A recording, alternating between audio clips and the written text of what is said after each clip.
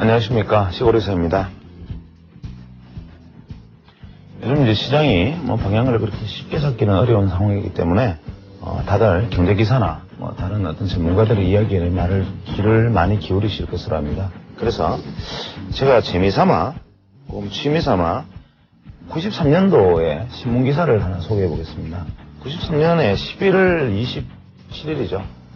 경제신문기사인데, 최근 들어 꾸준히 늘고 있는 고객 예탁금이 이틀간 큰 폭으로 증가할 것으로 예상되고 있다. 정권업계에 따르면 이 기간 중에 대규모의 금융체 만기가 돌아와 상당 부분이 예탁금으로 들어올 전망이다. 고객 예탁금이 이렇게 늘게 된다면 추후에 시장 상황이 더 좋아질 것으로 볼 수 있고, 또 이미 여러가지 신용채권의 금년도 발행 한도가 소진된 상태에서 재투자가 어렵다는 것을 감안하면 기관 투자자들의 주식 투자의 한도가 상당히 확대될 것으로 보이고, 주식 예탁금이 큰 폭으로 늘어나면서 증시의 상승이 기대된다. 이런 기사를 11월 27일 날 싣고 있습니다. 그런데 바로 다음 날 11월 28일 날 예탁금 감소, 대만의 외국인 투자 확대 악영향, 거래량이 전주의 절반에도 못 미쳐, 이런 부정적인 기사를 싣고 있습니다. 이때 지수가 840.72를 기록하고 있었는데 주식시장이 조정 국면을 벗어날 기미를 보이지 않는다. 마땅한 주도주를 부각시키지 못하고 지수는 전일보다 5포인트가 밀렸다. 거래량은 직전 토요일에 절반에도 미치지 못하고 주식시장이 연이틀 한 폭으로 하락하는 데 대한 반발 매수가 유입되었지만 고객 예탁금의 큰 폭 감소로 인해 증권시장의 반등의 계기를 찾기가 어렵다. 이런 기사가 동일신문에 하루 건너 하루 바로 다음날 실려 있습니다.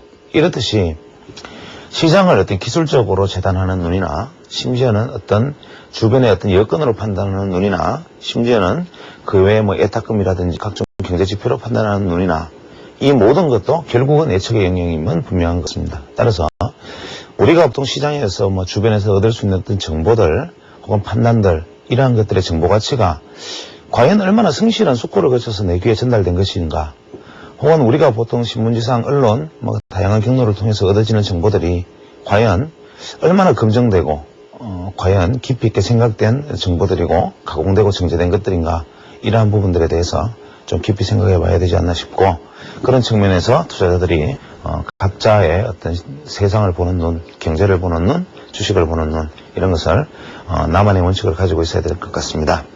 오늘 또 지난 시간에 이어서 일단 파동에 관한 얘기를 계속 진행하고, 만약에 여건이 허락한다면 패턴에 관련된 이야기를 조금 더 이어나가도록 하겠습니다.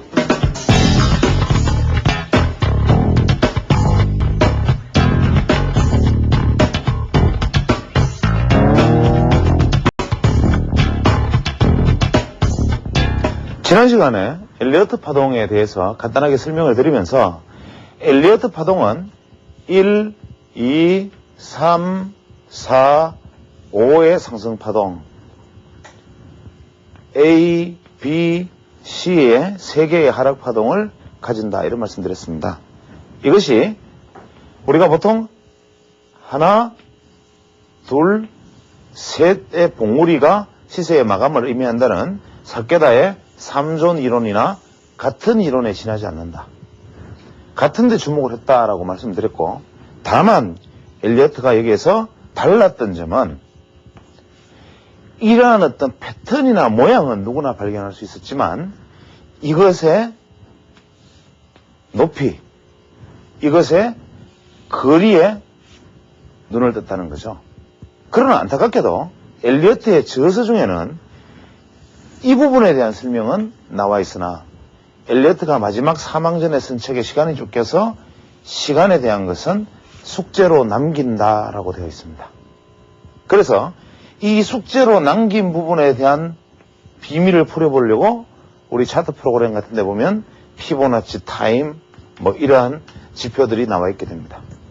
그런데 첫 시간에 말씀드린 것처럼 엘리어트가 파동을 발견한 이후에 피보나치의 수라는 저서를 콜린스에게 선물을 받고 그때부터 파동을 완성지었다라고 말씀드렸는데, 피보나치가 뭐냐? 주식시장에서 우리가 피보나치는 피보나치 조정 비율로 많이 알려져 있습니다. 어지간히 투자하시는 분들은 다 알 거고, 아주 전문 투자자가 아니시거나 아직까지 뭐 주식 기술적 분석에 큰 경험이 없는 분들은 전문가들이 가끔 33%의 조정을 완료했다. 50% 선의 지지를 기대한다. 혹은 68%, 66% 선의 지지를 기대한다. 뭐 이런 이야기를 많이 들어보셨을 겁니다. 이런 이야기들이 그냥 나오는 게 아니라 이 피보나치라는 사람이 또 멋있는 사람입니다. 우리가 이 경제의 역사를 보면 그것이 철학의 역사이기도 하고 우주의 역사이기도 하죠. 예를 들면 이 피보나치라는 사람은 중세에 이탈리아 수학자입니다. 보통 우리가 그 기원전을 시대를 마치고 이제 서기 시대로 소위 뭐 신약의 시대로 들어선 다음에 아라비아, 그리스 문명이 다 나중에 쇠퇴하고 로마 문명이 발달된 이후에 신학이 철학을 지배하는 시대가 됩니다. 그것은 뭐냐면 신학 우선, 신성 우선의 시대에서는 신의 논리가 지배하는 거죠. 자연의 질서와 우주의 질서, 천문학, 뭐 이런 수리학 이런 것들은 신의 질서는 인간이 감히 개척하거나 측량할 수 없는 것인데 어떻게 하찮은 버러지 같은 인간이 감히 신의 영역을 재단하려 드느냐. 이래서 이러한 어떤 인문학에 비해서 이러한 어떤 학문들, 소위 말하는 자연과학의 학문들은 철저하게 발전이 시작됩니다. 그러나 그 시대에 이미 아라비아에서는 수리학이 엄청난 발전을 이루게 됩니다. 그래서 로마 시대의 이후에 문자가 내려왔던 로마자들은 오진법을 가지고 있었지만 이 당시 아라비아에는 벌써 영의 개념과 소위 말하는 십진법, 우리가 쓰는 10, 20, 30의 개념 십진법이 도입되어 있었죠. 그런데 이탈리아 피렌체에 있던 수학자, 피렌체의 수학자 피보나치가 도저히 이 피렌체에 오고 가는 이 물산을 감당할 수 있는 계량을 한번 하려면, 계산을 한번 하려면 두루마리 종이에 다 적어 나가야 됩니다. 로마자는. 그래서 좀 더 획기적인 게 없을까 하다가 우연찮게 아라비아 문서에서 이 십진법에 대한 수리학을 발견하고 이집트로 여행을 떠납니다.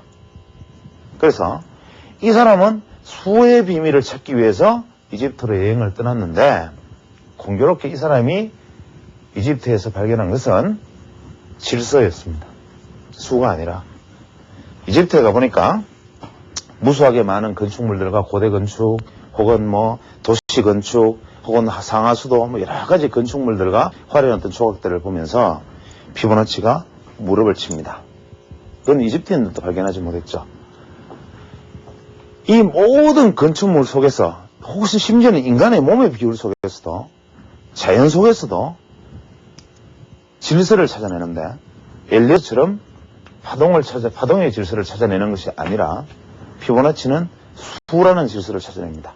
그래서 엘리어트의 숫자라는 질서를 발견하게 됩니다. 11, 2, 3, 5, 8, 13, 21, 34, 55 등등. 제가 어떻게 이 엄청난 숫자를 다 외우고 있나 궁금하시죠? 이미 아시는 분들은 씩 웃으실 겁니다. 저는 이거를 피보나치 숫자를 내일 아침까지도 계속 적어 나갈 수 있습니다. 무한대로. 여기서 질서라는 것이 있기 때문입니다. 뭐냐? 앞에 수의 2개를 더하면 뒤의 수가 되고 1 더하기 2는 3, 2 더하기 3은 5, 3 더하기 5는 8. 너무나 단순하죠? 이게 더하면 이렇게 되고 이게 더하면 이렇게 되는데 앞의 수를 뒤의 수로 나누면 2 나누기 3은 0.618. 8 나누기 13은 뒤의 수로 앞의 수를 나누면 0.618. 또 앞의 수로 뒤의 수를 나누면 1.618. 앞의 수로 뒤의 수를 나누면 1.618. 뒤의 수를 한 칸 띄어서 두 번째 앞의 수를 나누면 8 나누기 21은 0.382. 앞의 수를 한 칸 띄어서 뒤의 수로 13 나누기 5를 하면 2.618. 이 네 가지 비율을 찾아냅니다. 엘리어트는 앞수를 더하면 뒤수, 앞수 더하면 뒤수의 숫자를 쭉 나열한 다음에 이 모든 수의 조합은 앞수를 뒤수로 나누면 0.618, 1.618, 뒤수를 앞으로 나누면 0.618, 한 칸 띄우면 0.382, 한 칸 띄워서 뒤로 나누면 2.618이라는 비율로 완벽하게 일치한다는 수의 질서를 찾았습니다. 그런데 이 수를 가만히 보면 하나 제일 많이 쓰는 거고 3, 5, 8 뭐 이런 비율로 나갑니다. 이 모든 자연계의 안정적인 구조물의 비율은 전부 이 비율을 따르거나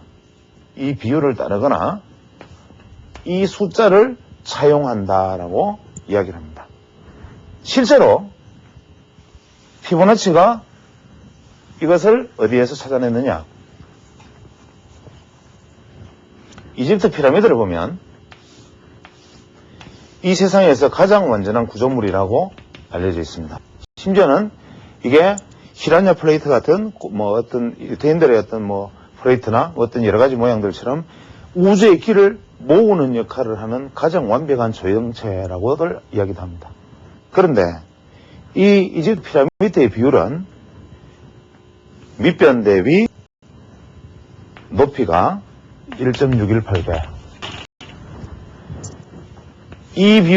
이 숫자를 정면에서 바라보면, 피라미드를 우리가 옆에서 보면, 피라미드 면은 한 개, 두 개, 세 개로 보일 것이고, 피라미드를 옆으로 딱 돌아서 두 개의 면을 동시에 보면, 한 개, 두 개, 세 개, 네 개, 다섯 개로 보일 것이고, 피라미드를 위에서 밑으로 내려다보면, 한 개, 두 개, 세 개, 네 개, 다섯, 여섯, 일곱, 여덟 개로 보일 것이다, 면이. 무슨 얘기인지 아시겠습니까? 이게 조형입니다. 피라미드를 위에서 내려다봤을 때 면은 8개, 옆에서 보면 5개, 정면에서 보면 3개. 이거 뭡니까? 피보나치 수입니다. 1, 3, 5, 8. 비율 1.618, 1.618, 1.618의 비율로 구성되어 있습니다. 인간의 몸에 우리가 신수비례라 그러죠. 완전비례. 레오나르도 다빈치의 그림 속에 나타나는 신수비례. 인간의 몸. 이 비율이 완벽하게 0.618, 1.618, 0.38, 1.618로 되어 있습니다. 완벽한 비율을 갖추고 있습니다. 이것은 뭐냐? 완전 비율이다. 그래서 이 3과 5와 8, 특히 최수로 시작하는 3과 5와 8, 이것들이 구성하는 비율 0.382 뭡니까? 38.2%. 1.618, 61.8%. 이러한 비율들이 바로 주식에서 조정 비율과 상승 비율로 사용이 됩니다. 즉, 엘리어트는 여기에서 질서를 발견을 하게 됩니다. 이것들을 우주로 넓혀서 생각하니까 astronomical analysis라 그래가지고 천문학이나 수리학 점성술로 물리학 같은 거로 혹은 피직스 이런 것들로 주식을 예측하는 흐름도 나오는데 이러한 흐름들도 비율이 수금, 지화, 목토, 천해, 명의 이 거리가 이 피보나치 비율에 의해서 조정되는 시기에 주식시장의 변동이 일어난다고 합니다. 저는 천문학의 조회가 없어서 자세히 알 수는 없습니다만은 그 책에는 그렇게 적혀 있습니다. 그래서 우주의 모든 이치와 자연계의 모든 이치가 이것에 따른다. 그래서 엘리어트는 자신의 책을 자연의 법칙과 우주의 신비 이런 책을 이름을 붙입니다.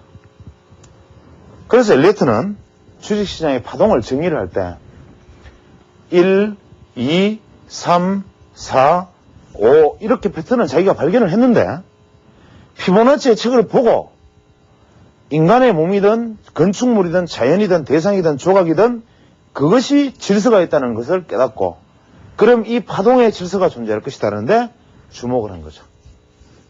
그래서 엘리어트가 조사를 해서 그 비율을 각자 대입을 해보니까 어떤 결론이 내려졌느냐. 이 첫 번째 상승 파동에 1.618배의 길이로 세 번째 파동이 상승하다. 혹은 최대 상승폭은 2.618배의 상승을 보이는 수가 있다. 하락도 첫 번째 이 하락의 길이보다 1.618배에서 2.618배의 하락의 폭을 보이는데 거의 대부분 1.618배가 정답이더라. 그 다음에 엘리어트 파동도 1, 2, 3, 4, 5 만들어 놓고 보니까 5개의 파동은 피보나치의 수 5를 따르고 하락 파동 A, B, C 3개도 피보나치의 수 3을 따르고 있더라. 자기가 만들어 놓고 봐도. 그 다음에 더 놀라운 것은 이러한 어떤 큰 파동 안에 다시 세부 파동이 존재하는데 이러한 상승 파동은 역시 소파동으로 다시 구성되어 있습니다. 하나, 둘, 셋, 넷, 다섯 소파동으로. 소정파동은 3개로 A, B, C 그렇겠죠. 또 1, 2, 3, 4, 5 A, B, C 1, 2, 3, 4, 5 A, B, C 1, 2, 3, 4, 5 A, B, C 1, 2, 3, 4, 5 이렇게 구성된 이 숫자도 이 총파동의 숫자도 피보나치 비율을 따른다. 28파동. 또 이 파동을 다시 하나 둘 셋 넷 다섯 하나 둘 셋 하나 둘 셋 넷 다섯 미세 파동으로 하면 역시 70여 개의 파동으로 엘리어트 수를 또 따른다. 피보나치 수를. 그래서 이 파동을 아무리 세분화해도 피보나치의 수를 계속 따르고 있더라. 그래서 자기 스스로도 이것이 자연의 신비, 우주의 신비, 자연의 법칙을 따르고 있다는데 스스로 최면이 걸립니다. 그래서 엘리어트가 실제로 책에서는 상당한 오바를 합니다. 그래서 그 오바한 부분들을 제거하고 그 다음에 자신의 이야기와 자신의 해석 방법을 집어넣은 프레이트 버전의 엘리어트 파동이 일단 국내에 알려져 있는 엘리어트 파동 이론입니다. 그래서 다시 엘리어트 파동으로 돌아가면 이러한 고대의 수학자, 중세 수학자 피보나치가 발견한 피보나치의 수가 엘리어트의 웨이버, 파동과 만나면서 이것이 만들어낸 화학작용과 상승작용이 현재 어떤 우리가 알고 있는 엘리어트 파동의 모습으로 나타났다 이 이야기입니다.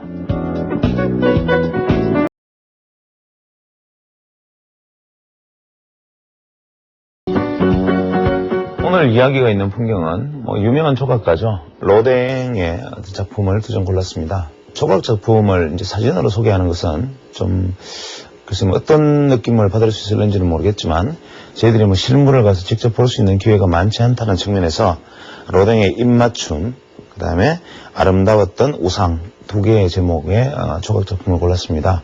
실제로 이렇게 전파를 통해서 소개하기에는 다소 좀 선정적인 느낌이 있어서 좀 망설였습니다만은 예술작품이라는 것에 대해서 어떤 성정성을 논한다는 것은 지금 상당히 오히려 그 자체가 바람직하지 못한 것 같고, 특히 그 로댕이 예전에 그 젊은 시절에 로즈베레라는 그 분과 오랫동안 동거를 한 이후에 나중에 이제 굳이 결혼을 아주 나이가 들어서 늦게 결국 결혼을 하긴 했는데, 실제로 로댕이 그 기간 동안 이 로즈베레라는 분과 결혼하기 전까지 거의 부인처럼 같이 이제 결혼 생활을 하면서도 까미오 클로델이라는 연인과 혹은 제자이기도 했던 까미오 클로델과 상당히 오랜 기간 연인 관계를 만들어 왔죠.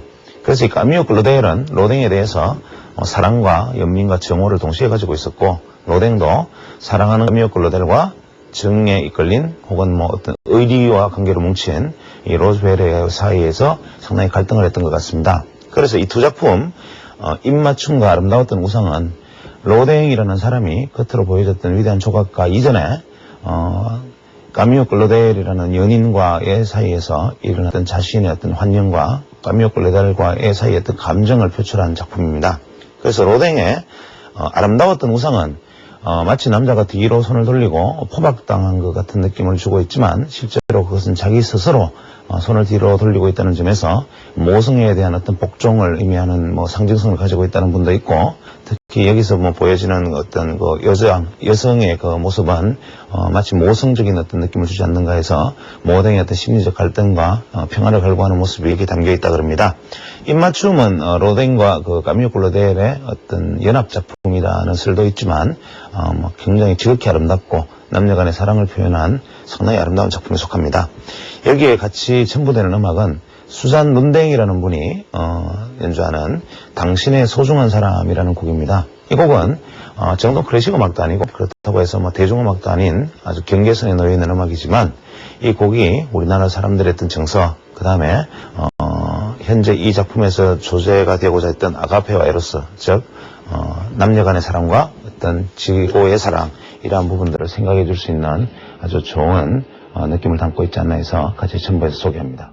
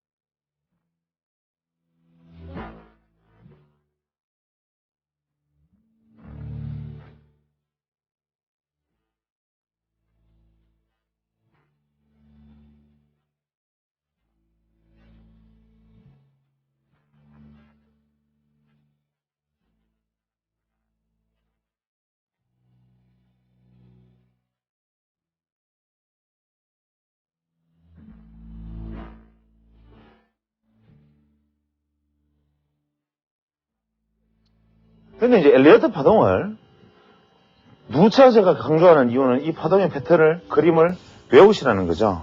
그런데 세상의 모든 법칙은 예외가 없다고 엘리어트가 자기가 우주의 법칙이라고 설명을 해놓고는 막상 주식시장에 딱 들이대니까 도대체 맞는 게 없어요. 그래서 엘리어트는 뭐라 그랬냐면 이것은 서는 사람의 마음이다. 그래서 일목균형표를 만들어낸 분도 일목균형표의 책에 이렇게 써놨습니다. 이 이론은 내가 시장에서 잣대로서 만들어낸 이론이긴 하지만 이것은 공부해서 활용하는 사람들의 활용하기 나름이다. 내가 답을 주지 않겠다. 당신들이 공부해라. 이렇게 책에 써놔버립니다. 엘리어트도 이 일목 야마모토 씨처럼 같은 얘기를 합니다. 예외, 무수한 예외들로 법칙이 이루어집니다.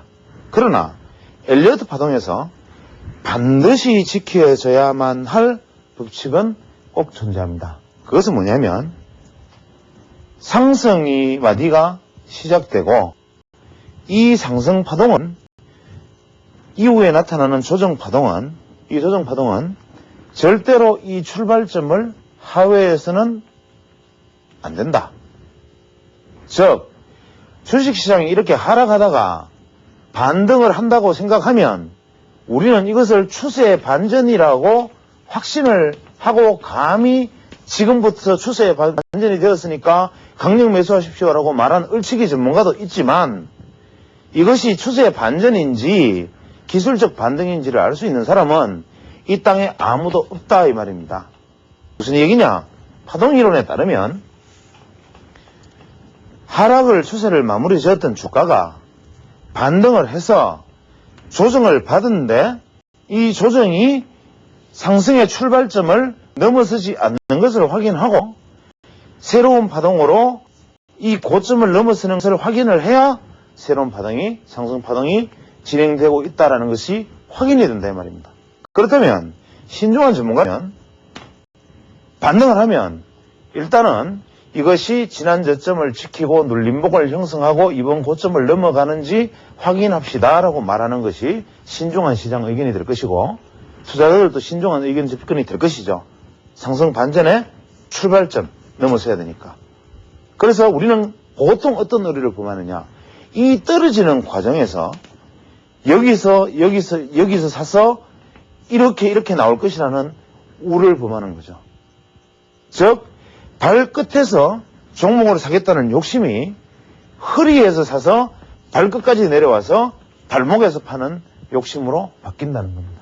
그래서 투자자들은 이 단순한 파동을 하나 놓고 봐도 바로 떨어지고 난 다음에 이것이 반등을 해도 기다려서 이 저점을 지키고 추세적으로 반등으로 이어지는지 이 고점을 높이지 못하고 죽는지를 확인을 한 다음에 투자해도 늦지 않기 때문에 보통 무릎에서 사라 이런 얘기를 한다는 거죠. 그런데 이것은 불변의 법칙이다. 첫 번째 상승 이후에 조정이 상승의 출발점을 넘어서는 안 된다라는 것은 불변의 법칙이 반드시 지켜져야 된다. 만약에 이것이 하회를 조금이라도 한다면 이 이전의 상승은 상승 파동이 아니었고 어디까지나 조정성이었다라고 얘기를 합니다. 두 번째, 눌림목 이후에 상승을 하면 이 상승은 최소 이 상승의 1.618배, 최대 2.618배까지의 상승이 가능한데 여기서 제 이야기를 잠깐 하면 엘리어트 책이나 프레이트 책에 있는 건 아닙니다만은 여기서 눌림목의 깊이가 바로 이 시세를 결정짓는다. 두 번째, 여기서 눌림목 조정의 패턴이 이것이 1.618이냐 2.618이냐를 결정짓는다. 이 이야기를 저는 하는 겁니다. 이게 뭐냐? 보통 아까 제가 말씀드렸다시피 이야기가 왔다 갔다 하는 것 같지만 1파동, 2파동, 3파동, 4파동, 5파동이면 상승하는 파동은 1번과 3번과 5번이 상승하는 파동이 될 것이고 하락하는 파동은 2번과 4번이 하락하는 파동이겠죠. 여기까지는 이해를 하시겠죠. 그러면 이 2번 파동과 4번 파동의 모양이 정해져 있다라고 엘리어트는 이야기를 합니다. 즉, 첫 번째 상승 후에 조정받는 2번 파동이 지그재그 파동이면 3파동 이후에 조정은 복잡 파동으로 나타난다. 그 다음에 5파동이 나타난다. 즉 뭐냐면 두 번째 이 파동이 단순한 지그재그 패턴이라면 이 네 번째 조정은 복잡하게 나타나고 만약에 첫 번째 파동의 조정 파동이 복잡한 형태라면 3차 상승 이후에 두 번째 상승 이후에 다음 두 번째 4파동의 조정은 단순하게 나타난다. 이것이 바로 엘리어트가 이야기한 파동 교대의 법칙입니다. 파동 교대의 법칙. 자, 다시 한번 정리하면 상승 파동은 1, 3, 5가 상승 파동이고 조정 파동은 2번, 4번인데 2번과 4번은 패턴이 다르게 나타난다. 이걸 주목해야 됩니다. 그런데 제가 보면 1파동 이후에 2파동의 조정은 80%가 단순 지그재그 파동이다. 시장 평균으로 보면. 그런데 시장의 어떤 지점에 오면, 어떤 시점에 오면 거의 모든 종목이 이 2파동이 단순 지그재그형이 아닌 복잡형으로 2파동이 형성되는 구간이 있더라. 이 구간이 가끔씩 보인다. 이때는 뭐냐?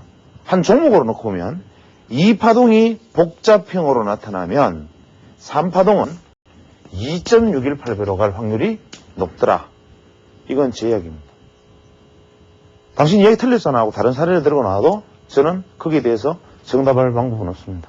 예외는 있습니다. 이렇게 얘기할 수밖에 없는데 확률론적으로 이 파동교대의 법칙을 응용을 하면 1파동 이후에 2파동이 복잡하게 나타난다는 것은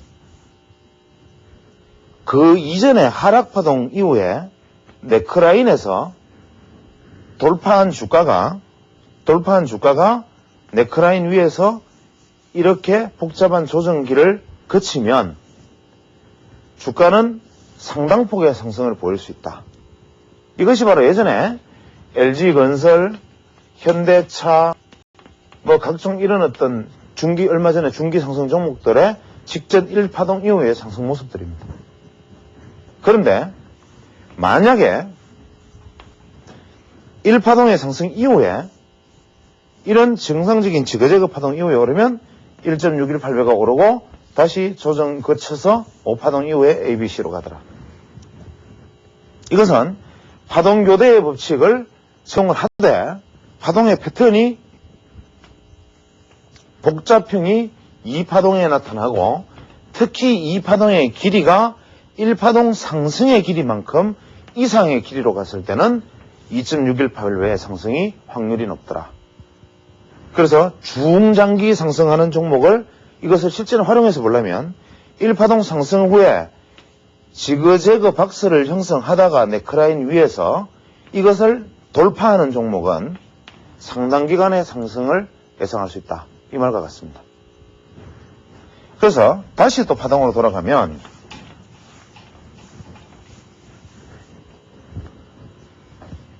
1, 2, 3, 4, 5파동 중에서 이 네 번째 파동은 다시 이 첫 번째 파동의 고점을 하회해서는 안 된다.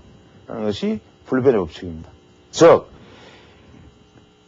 첫 번째 출발을 한 주가가 하회를 하지 않고 돌파를 했기 때문에 파동은 상승 반전 상승 파동이 나왔다라고 판단을 했지만 우리는 여기까지 판단을 했는데 이것이 1.618배든 2.618배든 얼마든 오르고 난 다음에 조정받는 4파동이 이 1파동보다 내려와 버리면 이 앞에 있는 이 파동은 전부 파동을 잘못 매겼다.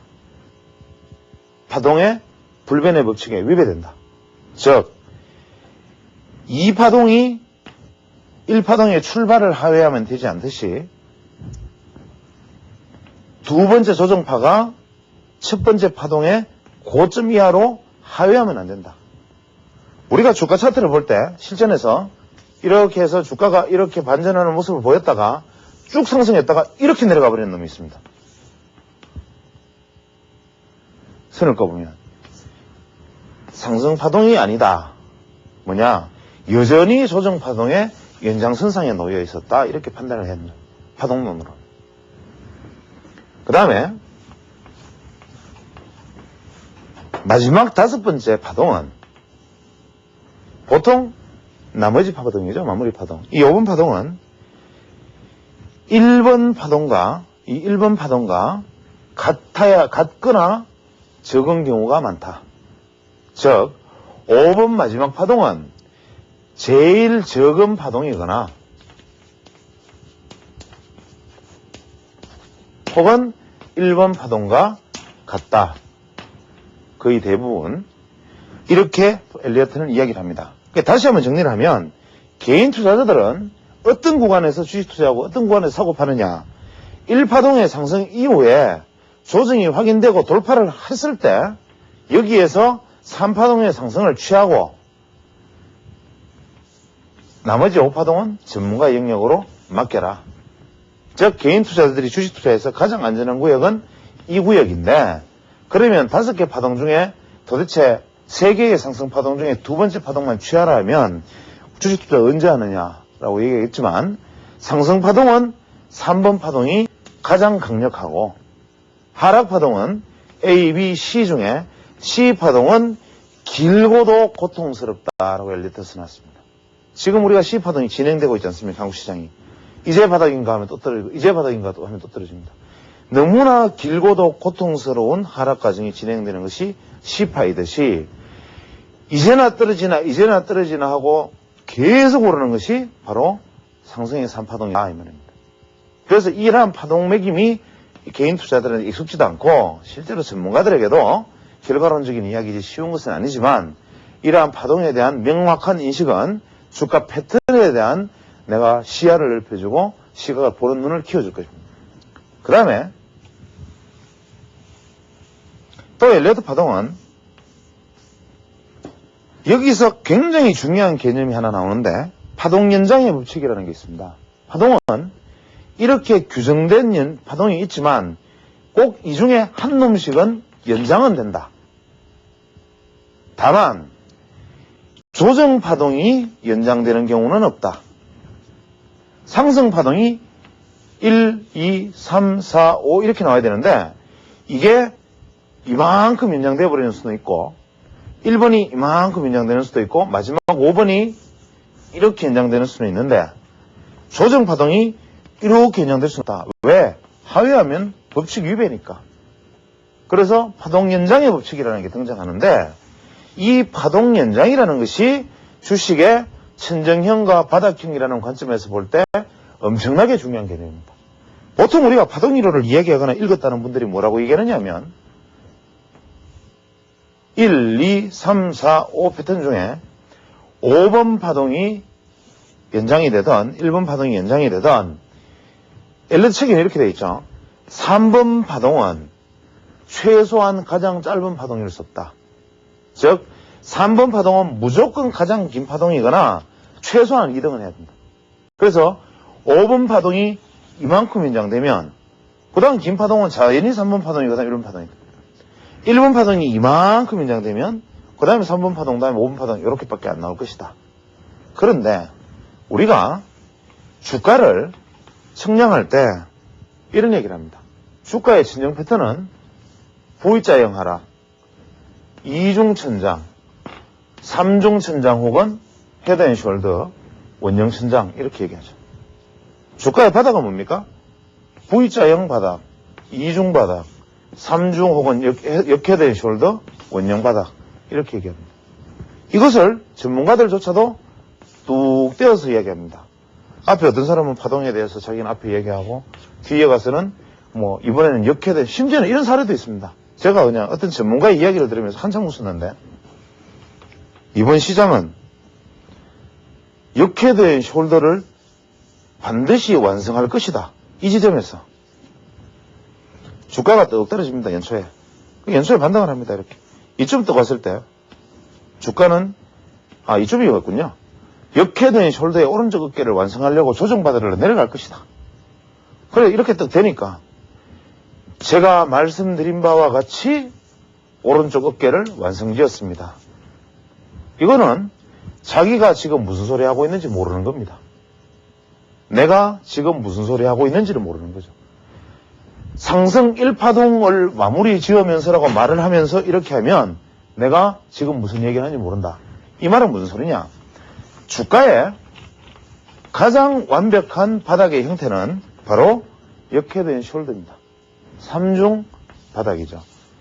이것은 주식의 그냥 기본적인 바닥의 패턴이 되어야 되고 특수한 어떤 패턴은 아닙니다.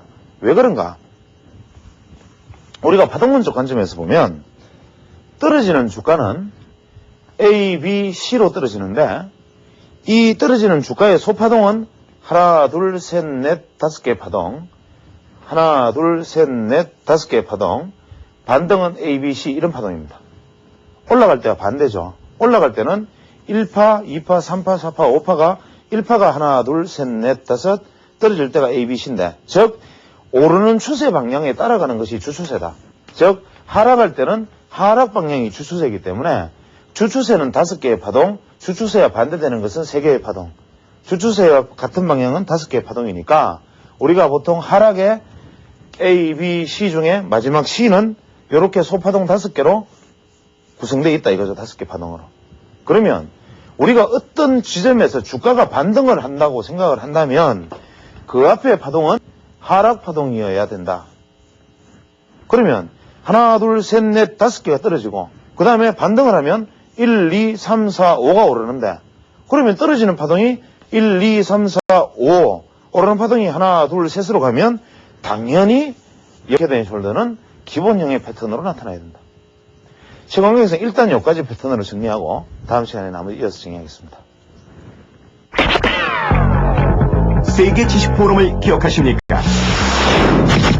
세계 지식 포럼은 세계적 석학들과 최고 경영자들이 모여 기업과 국가의 생존 전략을 모색하는 첨단 지식 학습의 장입니다.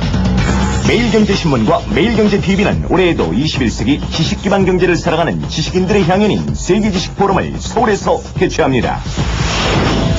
오는 10월 17일부터 19일까지 3일간 JW 메리어트 호텔과 센트럴시티에서 열리는 세계 지식 포럼에는 OECD, 글로벌 날리지 파트너십 등 세계기구, 파이낸셜 타임즈, 일본 경제신문, 블룸버그, 포브스 등 세계 유수 언론기관과 베인앤컴퍼니 등 국제적 컨설팅 회사가 함께합니다.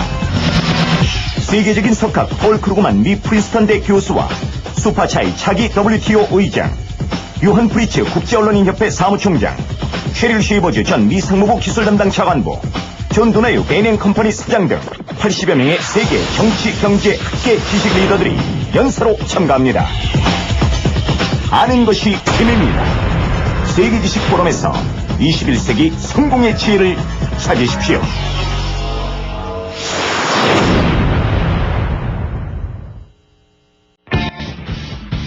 절실의 계절 가을 본격 기업 정보 프로그램 IR 골드 클럽 우리 회사를 말한다가 더욱 풍부한 정보와 다채로운 구성으로 여러분을 찾아갑니다. 알려지지 않은 국내 우량 기업들을 발굴, 정확하고 객관적인 정보 전달을 제공하는 IR 골드 클럽 우리 회사를 말한다. 급박하게 변해가는 우리 증시 상황 속에서 투자자들의 올바른 길잡이로 거듭날 것을 약속드립니다. 여러분의 많은 시청 바랍니다.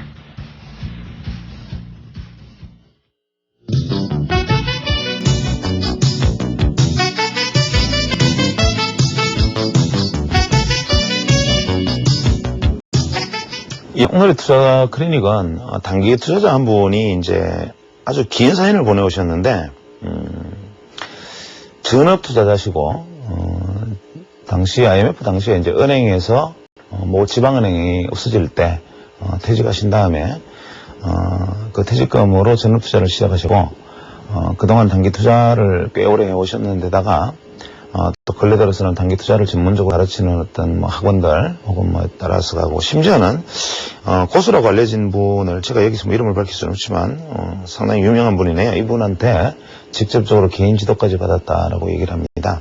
사연이 굉장히 길고 매매 내역서를 첨부해서 보내셨는데, 단기 투자자시다 보니까 실제로 뭐 거래 대금이나 수수료가 전체 자금에 보다 훨씬 더 넘었을 정도로 많은 매매 수를 기록하고 있습니다. 이분이 이제 매매에서 주로 삼는 모토는 긴 양봉 투자라고 얘기를 하십니다. 그러나 이분 말씀으로는 소형주는 법칙을 따르지 않는 경우가 많고, 주로 중대형주의 경우에 일단 긴 양봉이 나타나면 일단 저녁 동시호가에 매수를 해서 최소한 다음날 뭐 2% 정도에서 수익을 낼 확률이 훨씬 높더라. 그래서 긴 양봉이 나타나면, 거래량을 동반하는 양봉이 나타나면 일단 무조건 매수를 하고, 그 다음에 아래 꼬리를 단 어떤 반전형의 모습이 나타났을 때도 매수를 하는데, 이 경우에는 다음날 아침에 호가가 보합선 이하에서 출발할 경우에는 바로 손절매하는 원칙을 가지고 있다 그러시고요. 그 다음에 거래량이 증가하는 종목과 전일 거래량이 오전 11시 이전에 전일 거래량이 전일 거래량을 돌파하는 종목들에 대해서 초단기 매매, 그 다음에 우리 흔히 뭐 이런 걸 뭐라고 그러나요? 테마 혹은 뭐 짝짓기 투자 뭐 이렇게 여러 가지 표현을 하는데, 이런 어떤 테마 종목을 정리해뒀다가 한 개 종목이 오르면 두 번째 후발주자가 가능한 것을 일단은 뭐 단기 매매를 하는데, 후발주자의 경우에도 혹시나 선발주자가 꺾이면 같이 꺾일 수 있으니까 선발주자가 상한가 진입할 경우에 후발주자에서 1% 내지 2%의 수익을 남기는 아주 초단기 매매를 하신다 그럽니다.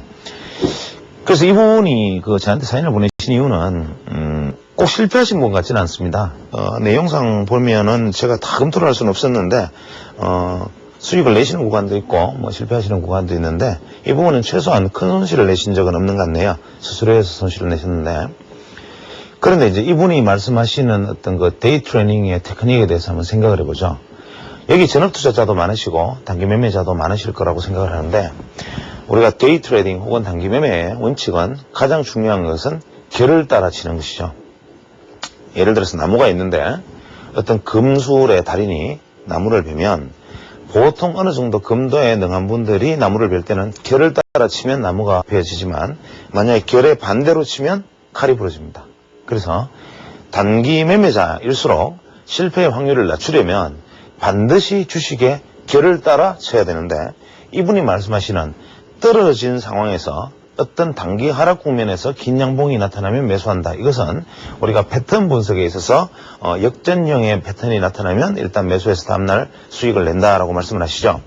이 경우에 이렇게 차트를 보면 삼성전자를 이렇게 차트를 보면 실제로 대부분 성공하는 것처럼 보이지만 시간이 흘러서 근래 들어올서 작년 재작년 넘어오면서 올해 특히 들었으면서 이러한 법칙이 상당히 와해되는 모습을 보입니다. 이건 왜 그러냐 하면 단기 투자자들이 늘어나고 기술적 분석을 좀 더 신경 쓰면서 특히 봉 패턴의 분석을 하는 투자자들이 늘어나기 시작하면서 패턴이 왜곡되기 시작합니다.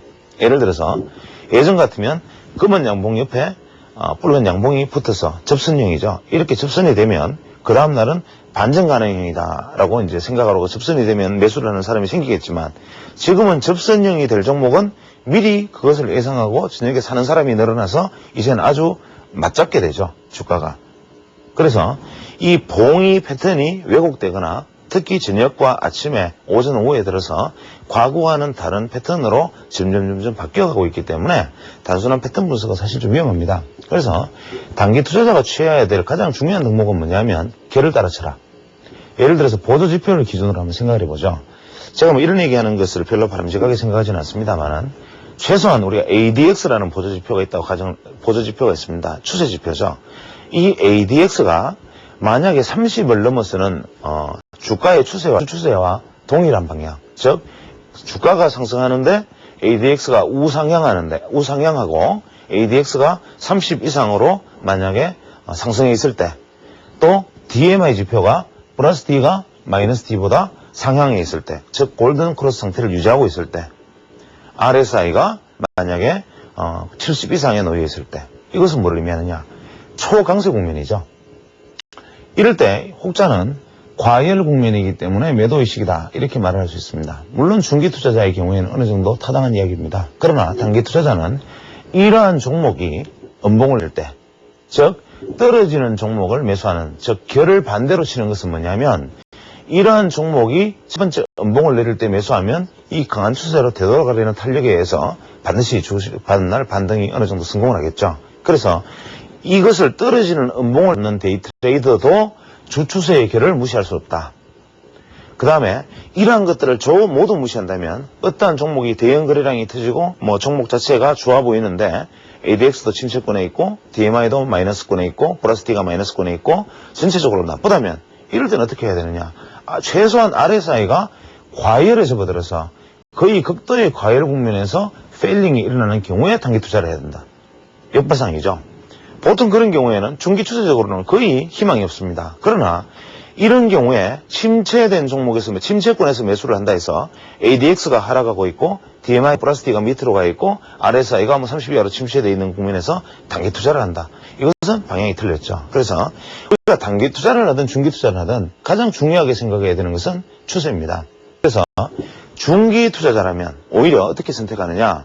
ADX가 30 이상 혹은 20 이상 최소한 주추세와 일치하는 방향으로 보이고 있고 DMI가 골든 크로스를 내는 상황에서 RSI가 침체권에서 갓 벗어나려는 것을 고른다. 이것은 장기 투자자는 아니더라도 중기 투자자가 한번 해볼 만한 일이다. 단기 투자자라면 이러한 상황에서도 RSI가 과열권에 70 이상으로 접어드는 순간 매수를 한다. 그때 특히 음봉을 내리는 순간 매수한다. 이렇게 접근 방법이 틀린 거죠. 그래서 주식시장의 원리라는 것이 모든 사람에게 획일적으로 적용되는 것이 아니다. 그래서 이러한 어떤 원리들을 가만히 생각해 보면 내가 주식에서 내가 원하는 투자는 무엇인가? 예를 들어서 단기 투자자라면 음봉 투자냐 양봉 투자냐, 혹은 상한가 매수냐 하한가 매수냐, 혹은 중기 투자자라면 어떠한 것이냐 생각을 해봐야겠죠. 그러면서 데이 트레이더라면 한마디 더 제가 조언을 드린다면 심리지표에 굉장히 관심을 기울여야 됩니다. 제가 어떤 데이 트레이딩의 전문가를 한번 뵈고 이분이 1,000원, 1,900원, 50원, 500원, 5,000원 이런 어떤 단위 수에 대한 인간의 기대 심리에 자기는 주목한다 이런 얘기를 하셨습니다. 그러나 모든 것이 그렇게 단순하진 않죠. 실제로 심리적 지표가 이건 물론 제 이야기입니다만은 봉에서 기준으로 치면 우리가 당일 기준 8% 이상의 상승을 이루어내고 6% 이하로 내려가지 않는 종목이 최소한 다음날 상승을 연이어서 할 수 있는 최소한 3병, 2병을 낼 수 있는 조건에 해당된다. 그 다음에 상한가 매수를 한다고 가정하면 최소한 13%를 넘어서서 상한가 들어갔다가 다시 13% 이하로 밀렸다 되돌아갈 때 뭐를 중심으로 하느냐.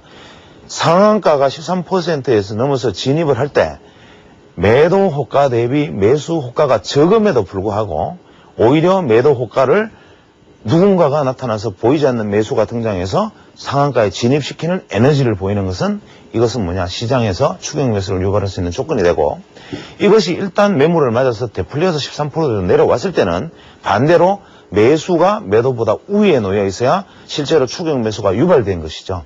그래서 우리가 상한가를 매수한다 그러면 지난번 뭐 갭이 났을 때 매수를 한다. 혹은 뭐 거래량이 지난 거래량을 폭증한다. 혹은 처상한가는 무조건 붙어라. 이러한 것들은 참 무모하게 짝이 없는 위험한 발상이죠. 그래서 우리가 이러한 어떤 인간의 심리 지표를 가만히 생각해 보면 처음에 상한가 들어갔을 때 매수 전량이 적은데도 불구하고 상한가로 밀어 올릴 수 있는 엄청난 대량 거래를 틀으면서 올라간다는 것은 무엇을 의미하겠습니까? 매수 대기를 해놓지 않은 대기 자금이 나와서 호가를 먹으면서 들어간다는 뜻이 될 것이고 이게 밀려 내려왔을 때 되돌아 올리는 것은 이러한 주세력에 의한 추격 매수가 발생했기 때문에 더 안전하게 그 다음날 상승을 노릴 수 있다. 이런 이야기가 되겠죠. 그래서 단기 투자자들도 최소한 어떤 결을 따르신다. 항상 결을 반대로 치면 내 칼이 부러진다는 원칙에서 자세히 주식을 생각해보고 주식하는 게 봉안에 담겨있는 어떤 심리지표 혹은 그 위에 따르는 보조지표들, 거래량들, 그 많은 사람들의 어떤 심리적인 싸움들, 치열한 전쟁들 이런 부분들을 깊이 생각하고 투자하는 것이 바람직하겠습니다. 예, 오늘까지는 이제 파동에 대한 얘기가 계속 진행되는데 경우에 따라서는 조금 지루하게 느껴지시는 분도 있으리라 믿습니다.